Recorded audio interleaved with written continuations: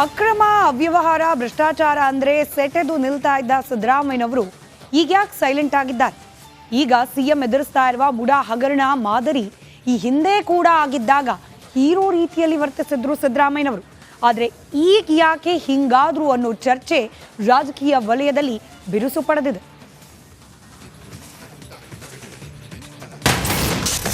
ಆಗ ಇದ್ದ ಸಿಎಂ ಈಗ ಇಲ್ವಾ? ಮುಡಾ ಹಗರಣದಿಂದ ತಬ್ಬಿಬ್ಬಾದ್ರ.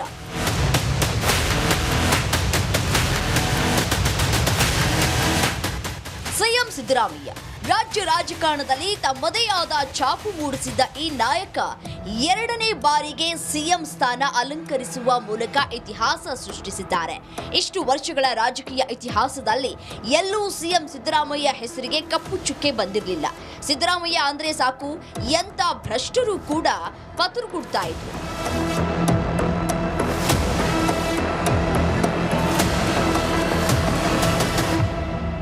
ಆದ್ರೆ ಮುಡಾ ಹಗರಣ ಯಾವಾಗ ಬಯಲಿಗೆ ಬಂತೋ ಆಗ ಇದ್ದ ಸಿಎಂ ಸಿದ್ದರಾಮಯ್ಯ ಈಗ ಇಲ್ಲ ಅನ್ನೋ ಮಾತುಗಳು ಕೇಳಿಬರ್ತಿವೆ. ಮೊದಲ ಬಾರಿ ಸಿಎಂ ಆಗಿದ್ದಾಗ ಸಿದ್ದರಾಮಯ್ಯ ದಿಟ್ಟ ನಿರ್ಧಾರ, ಅಕ್ರಮಗಳ ತನಿಖೆಯನ್ನ ಸಿಬಿಐಗೆ ನೀಡಿ ಮೆಚ್ಚುಗೆಗೆ ಪಾತ್ರವಾಗ್ತಾ ಇದ್ರು. ಆದ್ರೆ ಮಂಡ್ಯ ಮುಡಾದಲ್ಲಿ ನಡೆದಿದ್ದ 107 ನಿವೇಶನ ಹಗರಣದಲ್ಲಿ ತೆಗೆದುಕೊಂಡ ನಿರ್ಧಾರ ಮೈಸೂರು ವಿಚಾರದಲ್ಲೇಕಿಲ್ಲ ಅನ್ನೋ ಪ್ರಶ್ನೆಗಳು ಉದ್ಭವ ಆಗಿವೆ.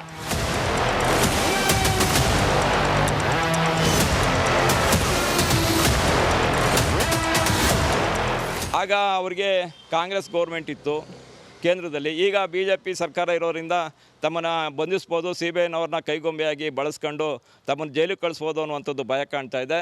ಇವರು ಮುಖ್ಯಮಂತ್ರಿಯಾಗಿ ಏನು ಕಪ್ಪು ಚುಕ್ಕೆ ಇಲ್ಲದೆ ಇರ್ತಕ್ಕಂಥ ಮುಖ್ಯಮಂತ್ರಿ ಅನಿಸ್ಕೊಳ್ಬೇಕು ಅಂತ ಹೇಳಿದ್ರೆ, ಮುಂದಿನ ಯುವ ಪೀಳಿಗೆಗೆ ಇವರು ಮಾದರಿ ಆಗಬೇಕು ಅಂತ ಹೇಳಿದ್ರೆ ಈ ಪ್ರಕರಣವನ್ನು CBIಗೆ ಒಪ್ಪಿಸಿ. ಮೈಸೂರು ಮುಡಾದಲ್ಲಿ 5,000 ಕೋಟಿ ರೂಪಾಯಿ ಅವ್ಯವಹಾರ ಆರೋಪ ಕೇಳಿಬಂದಿದೆ. ತಮ್ಮ ಬುಡಕ್ಕೆ ಬರುತ್ತೆ ಅಂತ ಹೆದರಿದ್ರ ಸಿಎಂ ಅಂತ ಪ್ರಶ್ನಿಸ್ತಾ ಇದ್ದಾರೆ.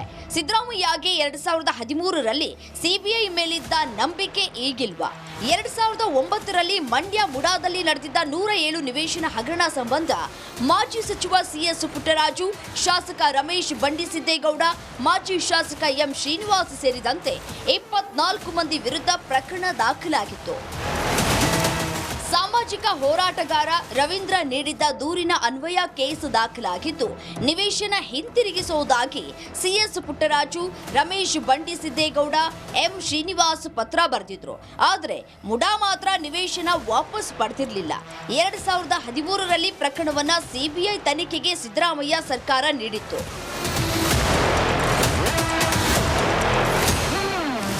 ರಾಮನಗರ ಚನ್ನಪಟ್ಟಣ ಪ್ರಾಧಿಕಾರದಲ್ಲೂ ಮತ್ತು ಮಂಡ್ಯ ನಗರ ಅಭಿವೃದ್ಧಿ ಪ್ರಾಧಿಕಾರದಲ್ಲೂ ಏನು ಅದು ಹಣದ ರೂಪಾಯಿ ಆಗಿತ್ತು. ಈ 3 ಪ್ರಕರಣಗಳನ್ನು ಕೂಡ ಮುಖ್ಯಮಂತ್ರಿ ಸಿದ್ದರಾಮಯ್ಯನವರು ತಮ್ಮ ದಿಟ್ಟ ನಿರ್ಧಾರ ಪ್ರಕಟಿಸಿ ಇವನ್ನು CBI ತನಿಖೆಗೆ ಒಳಪಡಿಸಿದರು. ಈಗ ಮೈಸೂರು ನಗರಾಭಿವೃದ್ಧಿ ಪ್ರಾಧಿಕಾರದಲ್ಲಿ 14 ನಿವೇಶನಗಳೇನು ಅಕ್ರಮವಾಗಿ ತಮ್ಮ ಪತ್ನಿ ಪಾರ್ವತಿ ಹೆಸರಲ್ಲಿ ಪಡೆದಿದ್ದಾರೆ, ಅವರು ಆ ಪ್ರಕರಣವನ್ನು CBI ತನಿಖೆಗೆ ಒಪ್ಪಿಸ್ತಕ್ಕಂಥ ಕೆಲಸ ಮಾಡಬೇಕು. ಒಟ್ನಲ್ಲಿ 2013ರಲ್ಲಿ ಕೈಗೊಂಡ ನಿರ್ಧಾರ ಈಗ ಯಾಕಿಲ್ಲ ಅಂತ ಸಾರ್ವಜನಿಕರು ಸಿಎಂಗೆ ಪ್ರಶ್ನೆ ಮಾಡ್ತಾ ಇದ್ದಾರೆ. ಆನಂದ್, ರಿಪಬ್ಲಿಕ್ ಕನ್ನಡ, ಮಂಡ್ಯ.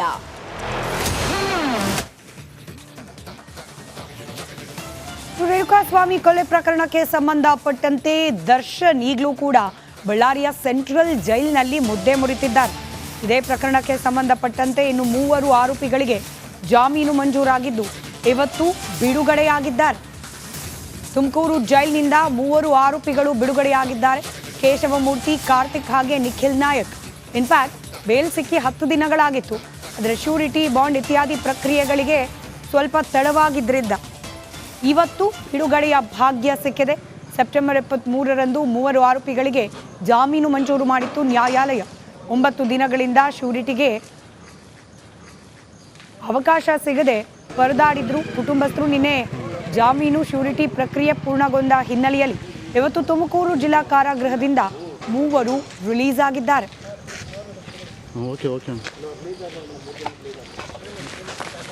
ಇದು ಅದಕ್ಕೆ ಲೇಟ್ ಆಗಿದೆ ಅಷ್ಟೇ, ಏನಿಲ್ಲ. ಇಲ್ಲ ಏನು ಪ್ರಾಬ್ಲಮ್ ಇಲ್ಲ, ಮನೆಯವ್ರು ಕಟ್ಸಿ ಇವಾಗ ಬಿಡಿಸ್ಕೊಂಡಿದ್ದಾರೆ ಅಷ್ಟೇ, ಇನ್ನೇನಿಲ್ಲ.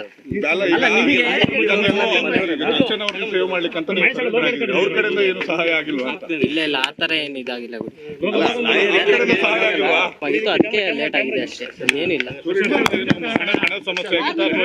ಇಲ್ಲ ಏನು ಪ್ರಾಬ್ಲಮ್ ಇಲ್ಲ, ಮನೆಯವ್ರು ಕಟ್ಸಿ ಇವಾಗ ಬಿಡಿಸ್ಕೊಂಡಿದ್ದಾರೆ ಅಷ್ಟೇ, ಇನ್ನೇನಿಲ್ಲ.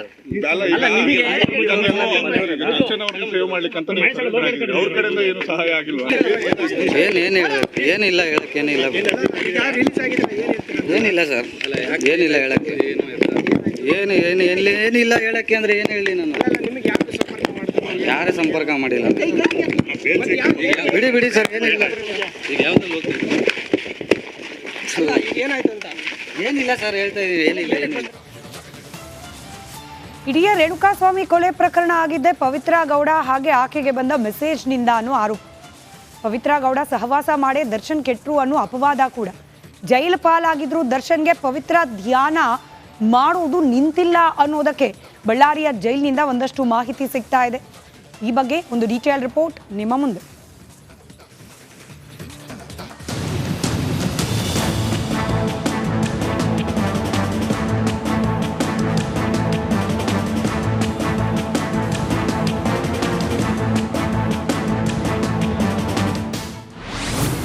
ಸೆರೆವಾಸದಲ್ಲೂ ಲಿಪ್ಸ್ಟಿಕ್ ರಾಣಿಯದ್ದೇ ಚಿಂತೆ.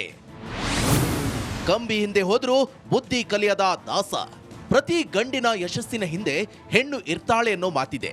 ಇದೀಗ ಗಂಡಿನ ಕೇಡಿಗೂ ಕೂಡ ಮಹಿಳೆಯೇ ಕಾರಣವಾಗ್ತಾಳೆ ಅನ್ನೋದು ದಾಸನ ವಿಚಾರದಲ್ಲಿ ನಿಜವಾಗ್ತಿದೆ.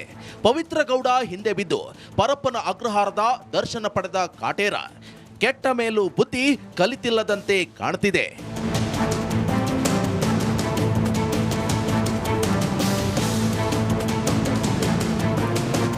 ಲಿಪ್ಸ್ಟಿಕ್ ರಾಣಿ ಹಿಂದೆ ಬಿದ್ದ ದಾಸ ಕಾಣಬಾರದ ಲೋಕವನ್ನೆಲ್ಲ ಕಂಡಿದ್ದಾನೆ.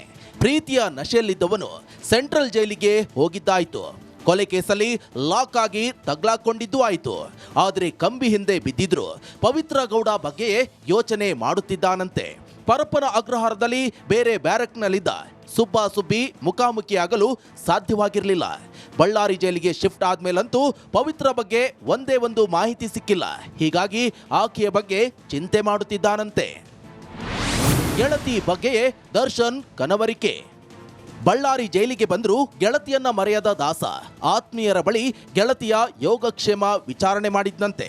ಪತ್ನಿ ಕುಟುಂಬಸ್ಥರ ಬಳಿ ಪವಿತ್ರ ಬಗ್ಗೆ ಚಕಾರ ಎತ್ತದ ದರ್ಶನ್ ಕುಟುಂಬಸ್ಥರನ್ನ ಬಿಟ್ಟು ಯಾರೇ ಬಂದ್ರು ಪವಿತ್ರ ಗೌಡ ಬಗ್ಗೆ ವಿಚಾರಿಸುತ್ತಿದ್ದಾನೆ ಎನ್ನಲಾಗಿದೆ. ಪವಿತ್ರ ಗೌಡಗೆ ಬೇಲ್ ಸಿಗದಿದ್ದಕ್ಕೆ ದರ್ಶನ್ ಬೇಸರ ವ್ಯಕ್ತಪಡಿಸಿದ್ದಾನಂತೆ.